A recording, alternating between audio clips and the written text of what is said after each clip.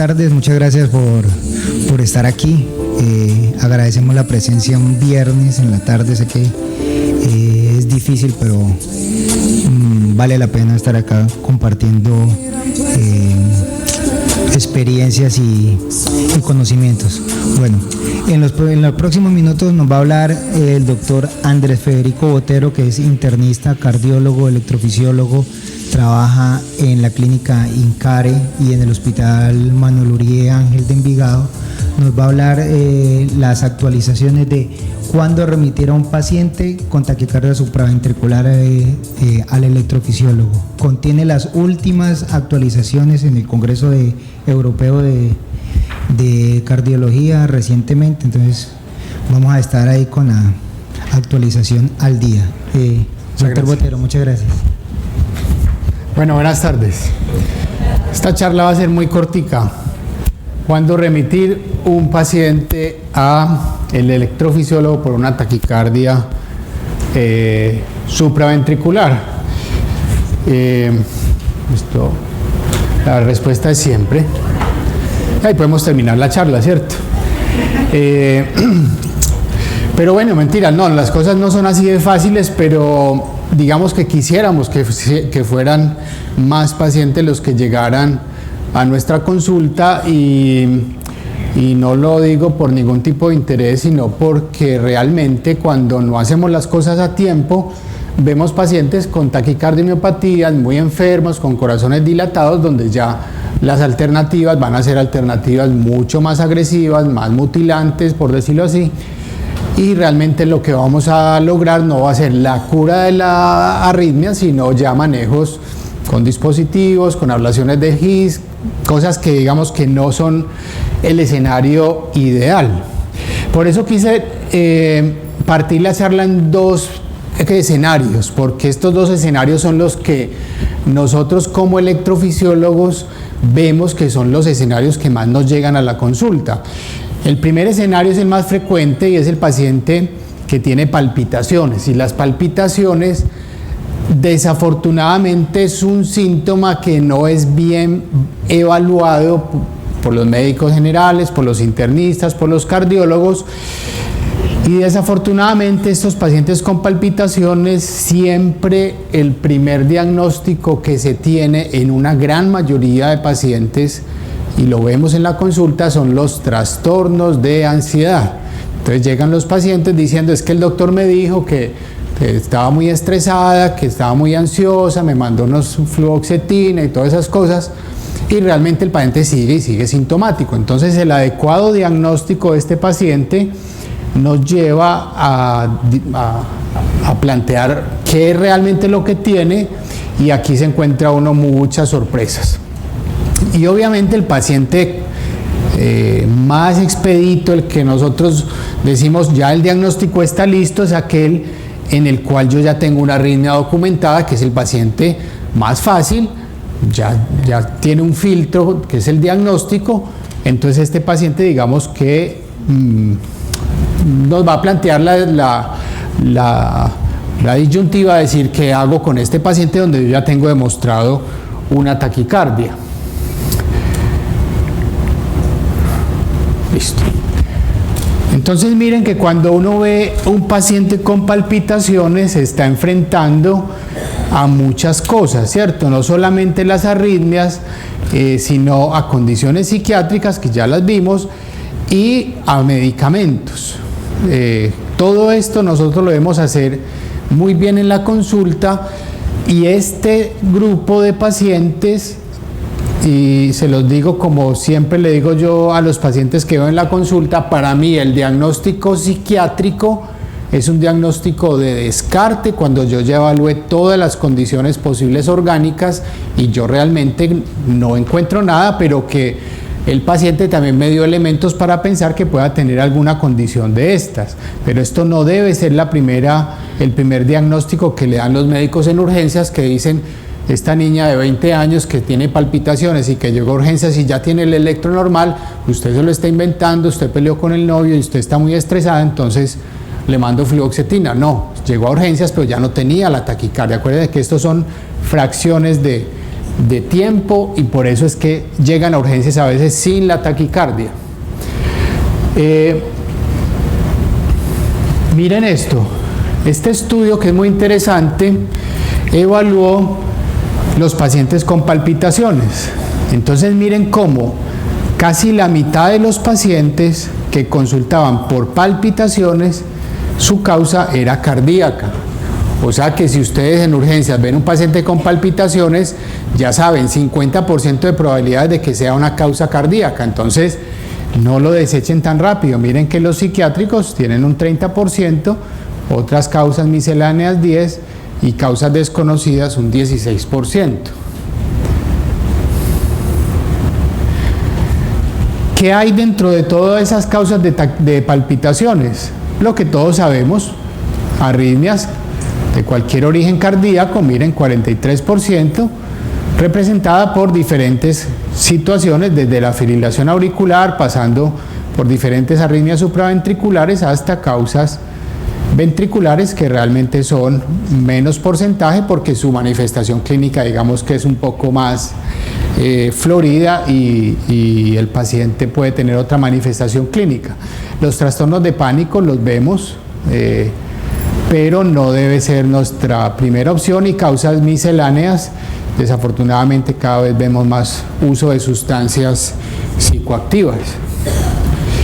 Pero entonces miren, esto termina por confirmar lo que yo les digo, no piensen en las causas psiquiátricas como la primera opción diagnóstica de los pacientes. Miren que cuando se reunió en este grupo, en este estudio, 107 pacientes, se les hizo los criterios de DSM-4 de depresión, 55% de los pacientes no tenían un diagnóstico en la evaluación inicial, la mitad tenían, el diagnóstico inicial fue desorden de pánico, ansiedad y estrés, pero miren cómo cuando cogen todo este grupo de pacientes que tenía palpitaciones, el 81% fueron llevados a estudios electrofisiológicos. De todos esos, solamente el 4%, después de que el estudio electrofisiológico resolvió la causa de las palpitaciones, solamente el 4% persistió teniendo criterios de DSM-4 de trastornos de ansiedad, depresivos y eso. ¿Qué quiere decir?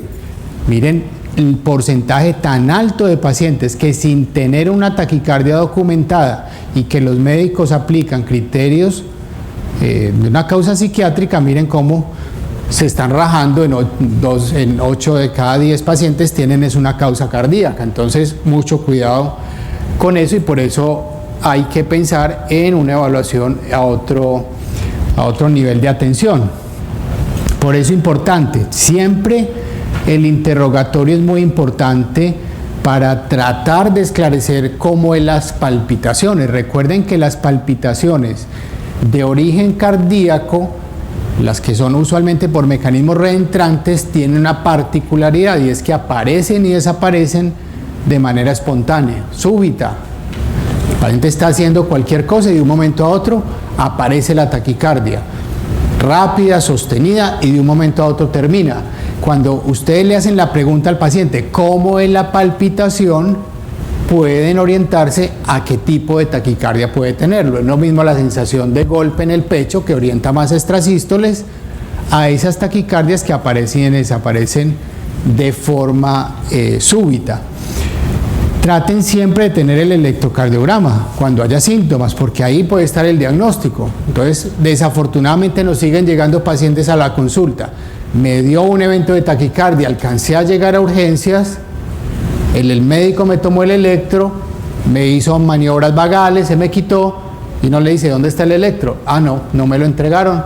¿Quién sabe qué pasó? Se perdió el diagnóstico. Entonces, eso es muy importante que ustedes, además de registrarlo, se lo den al paciente para poder hacer una evaluación completa y poderle plantear qué vamos a hacer. Importante, siempre evalúen la presencia de enfermedad cardíaca estructural, porque eso también va a marcar de cierta manera el pronóstico de estos pacientes. Y aquí les quiero mostrar la importancia que tiene en el diagnóstico de las arritmias cuánto tiempo voy a monitorizar el paciente. ¿Y por qué traje esta diapositiva? Porque es típico escuchar: me hicieron un holter, me salió normal y el médico me dijo que no tenía nada, pero yo sigo sintiendo el corazón rápido. El paciente no tiene nada, simplemente en 24 horas no le dio nada. Eso es muy diferente. Si en 24 horas no le dio nada, miren el porcentaje de pacientes que yo le puedo detectar fibrilación auricular con un monitoreo holter de 24 horas. Pues nada. Pero si yo prolongo la monitorización, miren hasta dónde sube. Y si le pongo un monitor de eventos, pues va a subir mucho más. Entonces, no quiero decir que con esto ustedes tengan que pensar siempre que el paciente con palpitaciones tenga que llevarlo a un monitoreo prolongado. No, la clínica primero me orientará a qué hacer. Hay pacientes que uno con solo escucharlo le manda a uno un estudio electrofisiológico porque uno sabe que tiene una taquicardia inducible o por un mecanismo reentrante y preciso, así es, cuando uno lo lleva al estudio. Pero lo que les quiero resaltar acá es: no le digan al paciente que como tiene el holter normal no tiene nada. Eso es muy desalentador para el paciente y se sienten que no le están prestando atención. Ahora, ya cuando entramos en el campo de las taquicardias supraventriculares, es importante tener las definiciones. Recuerden que taquicardia es toda frecuencia mayor de 100 latidos por minuto. Supraventricular quiere decir que está originada por encima del GIS, y complejos estrechos significa que tenga menos de 120 milisegundos, el QRS.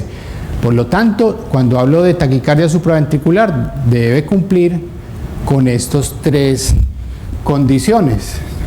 El doctor Martín ya había mostrado una gráfica muy bonita al respecto, pero cuando nosotros tenemos una imagen fluoroscópica con un catéter entrando al ventrículo derecho, podemos tener marcada la región del GIS y anatómicamente y eléctricamente se van a caracterizar todas aquellas que estén por encima del GIS como taquicardias supraventriculares.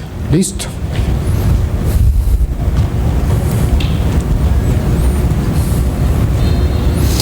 Entonces es un libro abierto cuando yo digo taquicardia supraventricular. Tengo una taquicardia, entonces dígame qué tipo de taquicardia puede tener, y ahí es donde vienen los retos, aunque esta no es una charla de taquicardias supraventriculares como tal, pero es un reto para todos ustedes que puedan tratar con el electrocardiograma de hacer una diferenciación entre todos estos tipos de taquicardia, y es un ejercicio que es válido para todos los niveles porque igual si ustedes hacen bien el diagnóstico, una reentrada nodal, una vía accesoria, un flutter, pues están haciendo un adecuado ejercicio. Entonces, taquicardia supraventricular es un gran libro abierto que nosotros nos encargaremos de decir qué tipo de taquicardia puede tener el paciente. Quizás hago salvedad en algo, donde radica la mayor importancia, y ahora lo hablábamos en el almuerzo, es qué tanto se está sobrediagnosticando los electrocardiogramas como fibrilación auricular, qué tanto es taquicardia auricular, porque eso va a tener implicaciones en el manejo de estos pacientes y ahí se cometen muchos errores.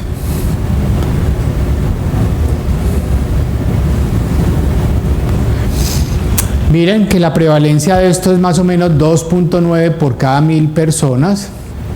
Las edades de presentación tienen característicamente entre los 12 y los 30 años, por eso es que como es 2 veces más frecuente en las mujeres y como ocurren en esta edad, entonces por eso a todas las meten en ese gran cajón de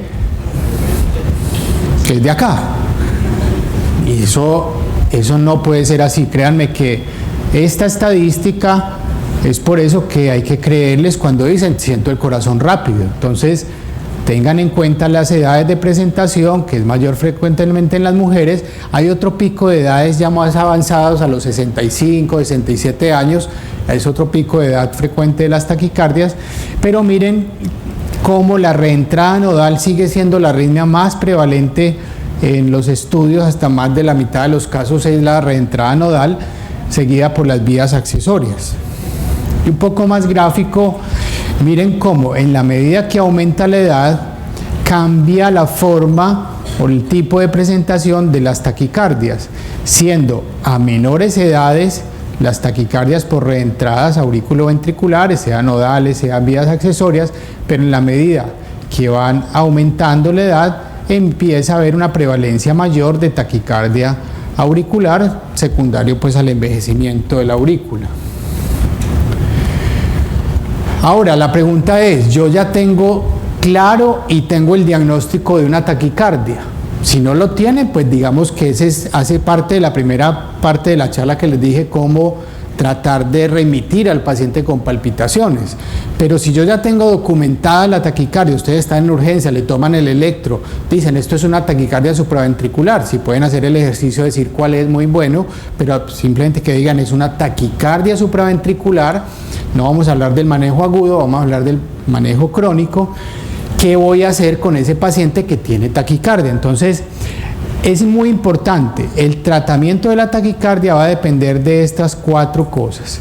¿Qué tan frecuente y qué tanto dura la arritmia? ¿Qué tan severos son los síntomas? Si el paciente tiene asociado una cardiopatía estructural y qué es lo que quiere el paciente.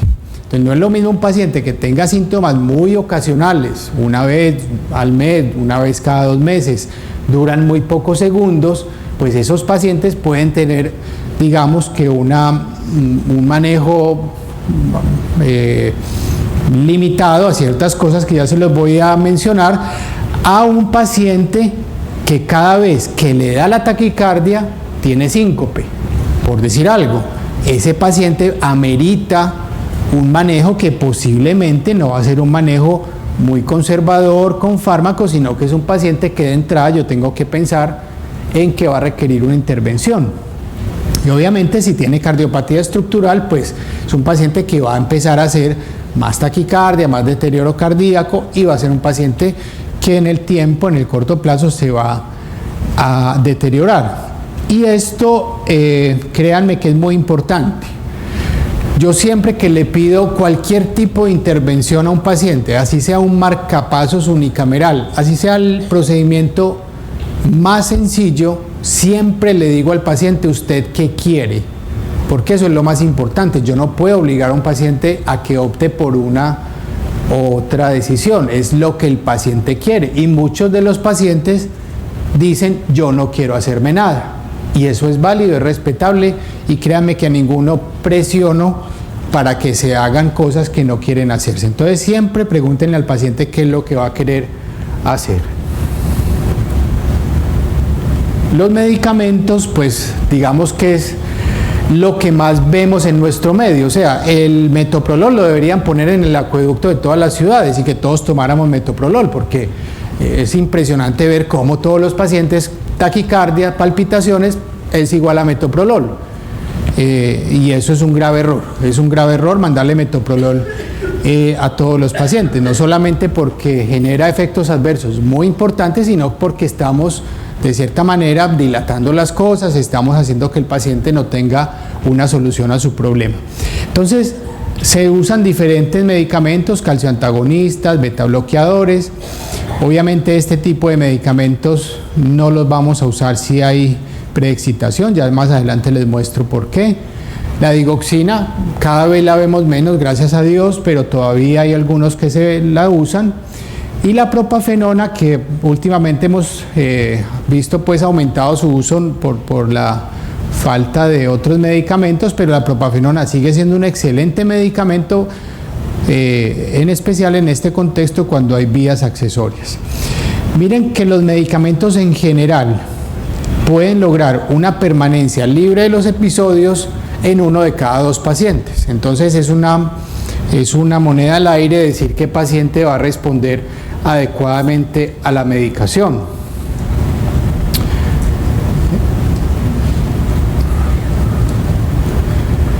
¿Qué ventajas tiene la terapia farmacológica?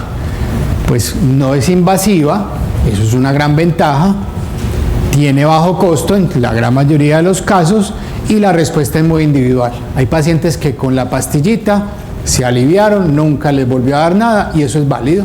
Si usted con eso se está sintiendo bien, pues sígala tomando, ¿cierto? Pero obviamente las desventajas, ya les dije, alta tasa de recurrencias, 1 de cada 2 es muy alto. Los eventos adversos, todos están asociados a eventos adversos importantes. Y obviamente decirle al paciente, porque él te va a preguntar, ¿por cuánto tiempo me voy a tomar la pastilla? La respuesta es muy fácil, toda la vida.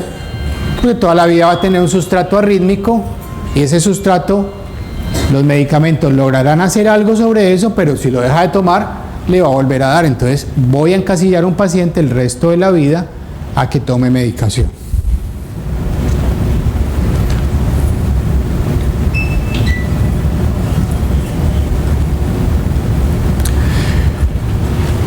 Entonces, no sé por qué hay una diapositiva que la tengo aquí en la cabeza, pero no sé por qué no la vi ahí, pero la diapositiva era muy clara en decir lo siguiente. En general, los medicamentos pueden aliviar los síntomas hasta en un 90% de los pacientes, pero el alivio 100% de los síntomas y de las recurrencias solo se logra en el 30%. Por lo tanto, creo que los medicamentos tienen sus grandes ventajas en cuanto a que no es invasivo, pero sus grandes ventajas es que no estoy aliviando al paciente, realmente no le estoy buscando una solución. Entonces aquí es cuando llegan los pacientes donde nosotros, cuando ya a algún médico se le ocurre por pedirle un estudio electrofisiológico. Entonces, muy importante, eso es una decisión muy individualizada. Uno no puede decir que todos los pacientes con taquicardia supraventricular van a ser llevados a estudio electrofisiológico, no, y realmente hay muchos que no los llevamos. ¿Qué tan recurrentes son los síntomas? Si se inestabiliza con los síntomas, si interfiere con la calidad de vida y obviamente si lo prefiere.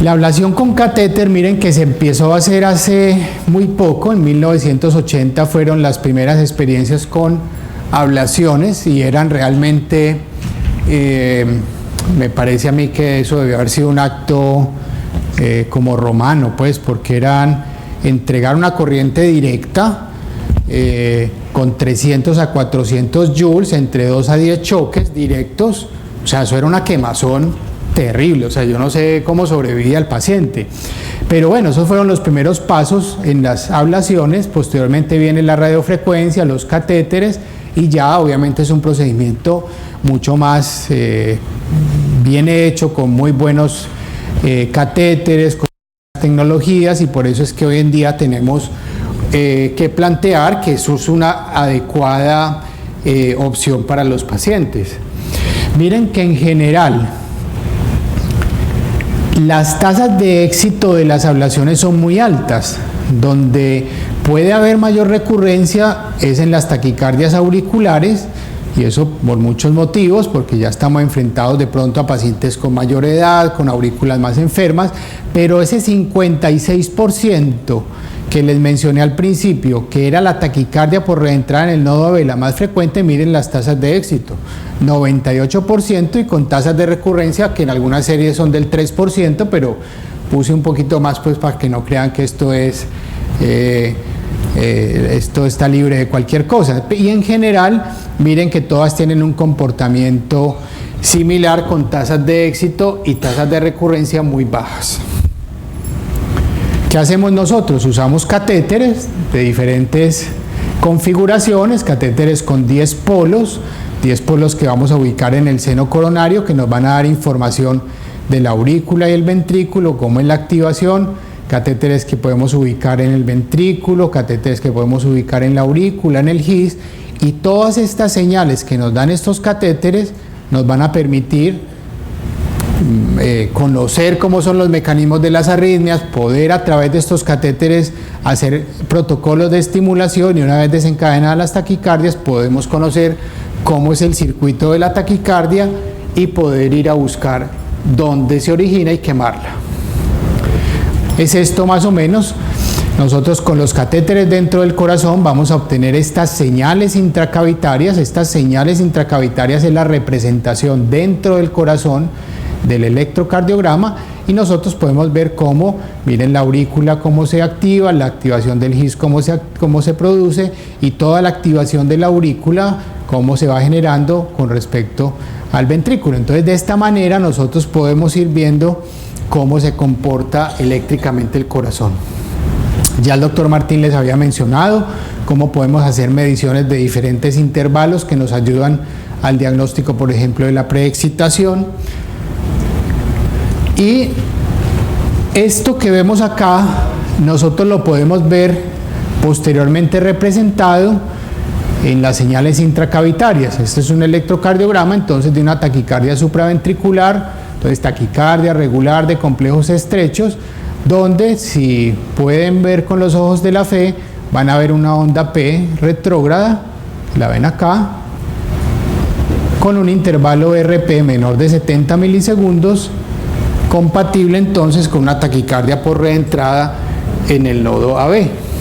Cuando vemos eso con los catéteres dentro del corazón, vemos que la taquicardia tiene una secuencia de activación auricular y ventricular simétrica, como la ven acá, continua.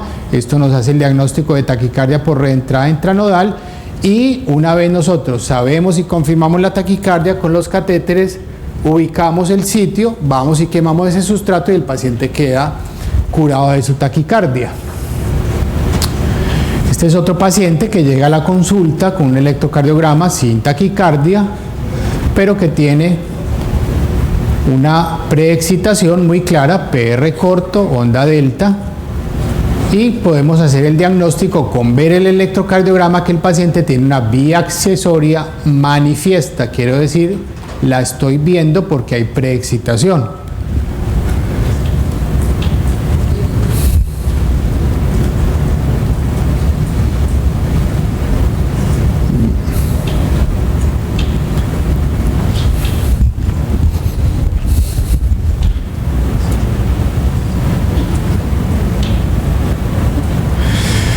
Aquí entonces vemos la representación de los electrogramas de la vía accesoria. Vemos cómo la activación de la aurícula y el ventrículo antes de la ablación, miren cómo está pegada la aurícula al ventrículo, y después de la ablación miren cómo se quita la vía accesoria y el paciente queda curado, y el electrocardiograma posterior ya no tiene preexcitación. Otra taquicardia supraventricular, alguien que le dé el diagnóstico. Este está muy fácil. ¿Cómo se llama esta taquicardia?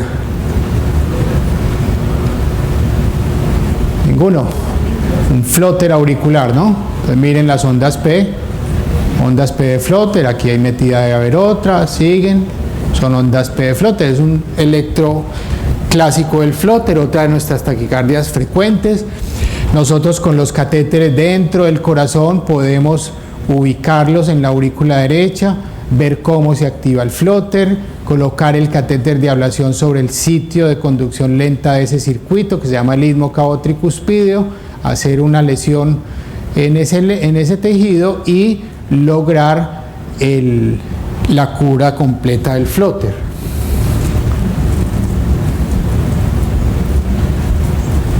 Pásamela, porfa. Eso. Y esta, pues, que es de las más prevalentes, RR variable sin onda P. Ese es el que a nadie se le olvida la definición. Fibrilación auricular, que es otro de las arritmias frecuentes que tenemos, y que por medio de un estudio electrofisiológico, usando tecnologías más avanzadas, se puede acceder a la aurícula izquierda, buscar los sitios donde se forman los circuitos de la fibrilación auricular y generar un aislamiento de las venas pulmonares, y con eso tener una solución a la fibrilación auricular. Esto es muy importante. ¿A quién debo yo plantearle de entrada un manejo invasivo de las taquicardias? A estas personas de alto riesgo, conductores, pilotos, bomberos, soldados, deportistas como buzos, paracaidistas, porque imagínense pues el síncope en uno de estos escenarios pues va a tener unas implicaciones mucho más graves. Entonces, ¿qué nos dice la última guía europea sobre el manejo de las taquicardias supraventriculares? Miren cómo en la taquicardia auricular, y por eso solamente traje terapia crónica, miren cómo la ablación con catéter va a ser recomendada con un grado de recomendación mucho mayor, obviamente si tiene unas características incesantes que causen taquicardiomopatía, van a ser pacientes con una indicación mucho mejor que plantearle al paciente tomar medicamentos. Con respecto al flotter, miren cómo nos dan un grado de recomendación. Si es el primer episodio, yo puedo plantearle al paciente un manejo inicial, pero si hay recurrencia del flotter, miren cómo la recomendación es 1A comparado con el manejo farmacológico. Con la reentrada intranodal nos están dando un grado de recomendación 1B cuando el paciente es sintomático, tiene comportamiento recurrente de la arritmia por encima de los medicamentos que les comenté al principio. Y las vías accesorias, miren que se recomienda en los pacientes sintomáticos con síntomas recurrentes por encima de la medicación, y mucho cuidado con los medicamentos como los beta bloqueadores, el diltiazem, verapamil o amiodarona, porque están contraindicados debido a que bloquean el nodo AB. Todo se va a conducir a través de la vía accesoria y van a tener mucho más riesgo de complicaciones. Por lo tanto, volvemos donde el amigo. Piensen entonces qué es mejor para el paciente, y si el paciente siente el corazón, estúdienlo porque algo debe tener listo. Muchas gracias.